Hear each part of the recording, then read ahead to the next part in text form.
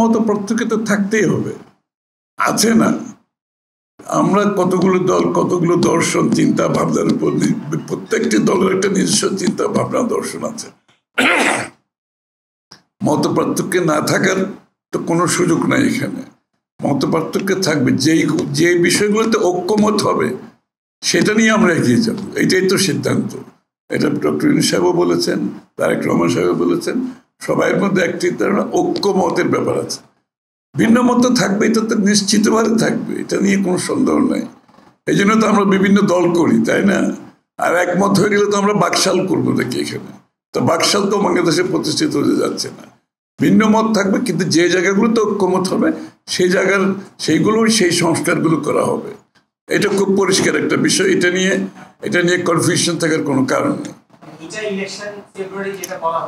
কেন যাবে? এটার সমাধান আগামী 1 মাসের মধ্যে শেষ হয়ে যাওয়ার কথা। কারণ ঐক্যমত যে বিষয়গুলোতে হবে তার বাইরে যাওয়ার তো কোনো সুযোগ নেই। কারণ তার বাইরে যেতে গেলে আপনাকে জনগণের কাছে যেতে হবে। বাকি বিষয়গুলো যেগুলো তার বাইরে থাকবে, প্রত্যেকটি দল জনগণের কাছে যাবে বা আগামী নির্বাচনে তাদের ম্যান্ডেট নিয়ে, তাদের নির্বাচনী ম্যানিফেস্টো নিয়ে জনগণ সিদ্ধান্ত দেবে। এখানে তো আমরা 50টা দল মিলে, বাংলাদেশের মানুষ তো আমাদেরকে সেই সিদ্ধান্ত দেওয়ার জন্য বলে নেই।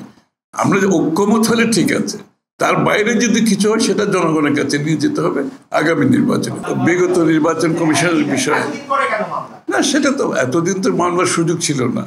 আপনি বিগত স্বৈরাচারের সময়, ফ্যাসিস্টের সময় মামলা করার কোনো সুযোগ ছিল? এতদিন পরে আমরা তো এই যে বিরোধী দলের লোকজন বেল পাচ্ছে কেন?